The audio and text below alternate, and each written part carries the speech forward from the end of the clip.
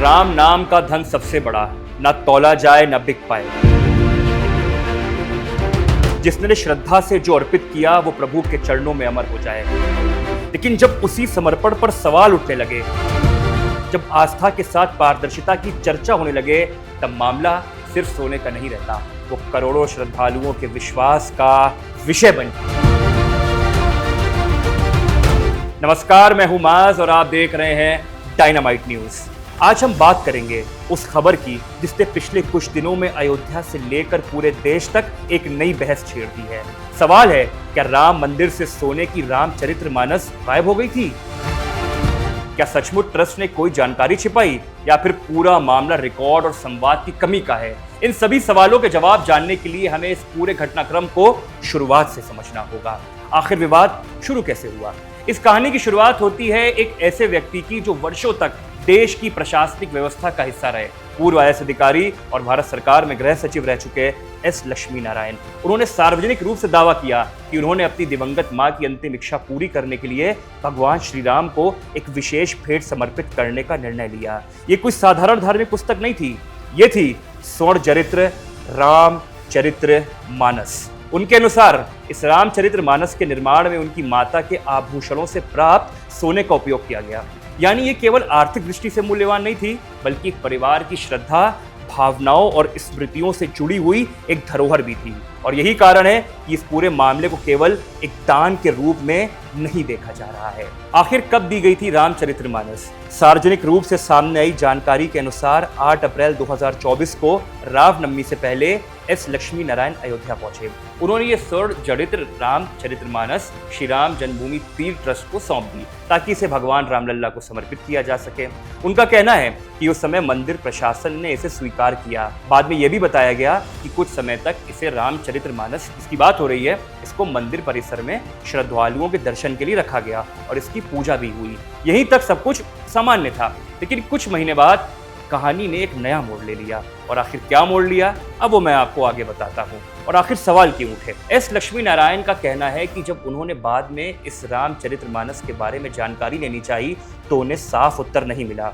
उन्होंने दावा किया कि उन्हें इस दान की कोई औपचारिक रसीद नहीं दी गई।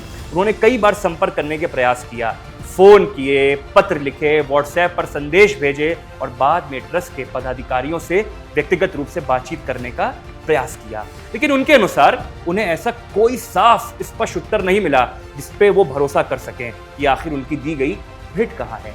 यही नहीं, उनके मन में आशंका पैदा हुई और जब ये मामला सार्वजनिक हुआ तो स्वाभाविक रूप से लोगों के मन में सवाल उठने लगे। अगर इतनी महत्वपूर्ण धार्मिक और बहुमूल्य वस्तु को मंदिर में समर्पित किया गया था तो आखिर उसका रिकॉर्ड कहाँ है? उसकी रसीद क्यों नहीं मिली? वो अब किस स्थान पर रखी गई है? क्या उसे सुरक्षित रखा गया है या कहीं उसके साथ कुछ हो तो नहीं गया है? तमाम प्रकार के जो लाजमी सवाल थे वो इंसानों के मन में अपने आप आने लगे। और आखिर सोशल मीडिया पर यह विवाद कैसे बढ़ गया? जैसे ये मामला आया सोशल मीडिया पर तो वहां पर आप जानते ही हैं, तरह तरह की बातें होने लगती हैं। किसी ने कहा इतनी कीमती वस्तु आखिर गई कहाँ? तो किसी ने पूछा क्या ट्रस्ट को इसका जवाब देना चाहिए? कुछ लोगों ने इसे प्रशासनिक पारदर्शिता का बड़ा मुद्दा बताया। वही कई लोगों ने कहा जब करोड़ों श्रद्धालु मंदिर को दान देते हैं तो हर बहुमूल्य वस्तु का व्यवस्थित रिकॉर्ड होना चाहिए।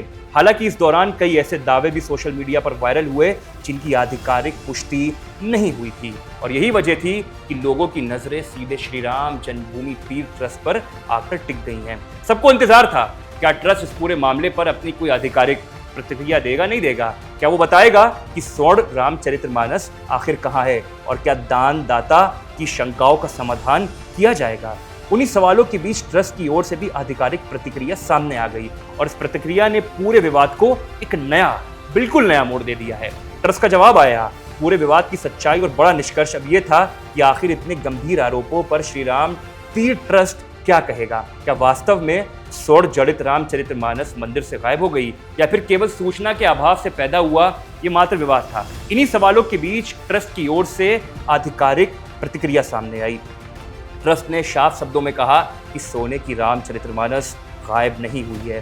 ट्रस्ट के मुताबिक ये रामचरितमानस पूरी तरह सुरक्षित है और मंदिर परिसर के भीतर ही संरक्षित रखी गई है। ट्रस्ट ने बताया जब ये रामचरितमानस को भेंट की गई थी तब कुछ समय तक इसे श्रद्धालुओं के दर्शन के लिए रखा गया था, लेकिन बाद में सुरक्षा को मद्देनजर रखते हुए इसको मंदिर के अंदर सुरक्षित रख दिया गया। यानी ट्रस्ट का कहना था कि ये कोई लापता वस्तु नहीं है, बल्कि मंदिर की बहुमूल्य धरोहर के रूप में सुरक्षित रखी गई है। इतना ही नहीं, विवाद बढ़ने के बाद ट्रस्ट ने इस स्वर्ण जड़ित रामचरितमानस की तस्वीरें पब्लिक के सामने कर दी। इन तस्वीरों का उद्देश्य ये था कि श्रद्धालुओं के मन में जो संदेह पैदा हुए हैं उसे खत्म किया जा सके, उन्हें बताया जा सके कि वो कहीं गई नहीं है। ट्रस्ट ने यह भी कहा कि जो पूर्व गृह सचिव हैं वो आकर इसे देखना चाहें तो वो अयोध्या आकर इसको देख भी सकते हैं और अपनी भेंट को आराम से वहां पर देखकर अपने मन को संतुष्टि दे सकते हैं। एक तरफ दानदाता का कहना कि उन्हें रसीद नहीं मिली और उनकी ओर से मांगी गई जानकारी स्पष्ट रूप से उपलब्ध नहीं कराई गई, दूसरी ओर से ट्रस्ट का कहना कि पूरी वस्तु जो उनकी दी गई है वो सुरक्षित है। आखिर दोनों पक्षों के बयान अलग अलग सामने आ रहे हैं और दानदाता की चिंता पारदर्शिता को रिकॉर्ड को लेकर है, जबकि ट्रस्ट का कहना है कि सुरक्षा सर्वोच्च प्राथमिकता है और इसी कारण इतनी बहुमूल्य धार्मिक धरोहर को सुरक्षित स्थान पर रखा गया। अब यहाँ एक बात समझनी जरूरी है, राम मंदिर में हर दिन हजारों श्रद्धालु आते हैं। देश विदेश से लोग अपनी श्रद्धा के अनुसार सोना, चांदी, नकदी, आभूषण और अन्य वस्तुएं देते हैं। ऐसे में हर वस्तु को हमेशा सार्वजनिक प्रदर्शन पर रखना संभव नहीं होता। सुरक्षा एजेंसियों की सलाह और मंदिर प्रशासन की व्यवस्था के अनुसार कई बहुमूल्य वस्तुओं को सुरक्षित स्थानों पर रखा जाता है और यही कारण है कि ट्रस्ट ने इसका सुरक्षा का मामला हम सबके सामने बताया। यहाँ एक दूसरा पक्ष भी है, जब कोई व्यक्ति अपनी जीवन भर की कमाई अपने परिवार की स्मृति या अपने जो आस्था का प्रतीक होता है किसी मंदिर को समर्पित करता है तो स्वाभाविक रूप से वो जानना चाहता है कि आखिर उसकी भेंट का क्या हुआ, क्या उसका रिकॉर्ड बना, क्या उसकी रसीद जारी हुई, क्या उसे सुरक्षित रखा गया और यदि भविष्य में वो जानकारी चाहे तो क्या उसे आसानी से वो जानकारी उपलब्ध कराई जा सकती है या नहीं। यही वे सवाल हैं जिनसे पूरे विवाद को जन्म मिला। दरअसल ये विवाद केवल एक धार्मिक ग्रंथ का नहीं है, ये आस्था प्रशासन दोनों के संतुलन का विषय है। एक तरफ करोड़ों लोगों की श्रद्धा है, दूसरी तरफ धार्मिक संस्था और प्रशासनिक दायित्व, और इन्हीं दोनों के बीच सबसे महत्वपूर्ण शब्द है वो है विश्वास, क्योंकि केवल मंदिर जो होता है ना वो पत्थरों से नहीं बनता, मंदिर बनता है श्रद्धा से, और श्रद्धा तभी मजबूत होती है जब उसके साथ पारदर्शिता जुड़ी हो।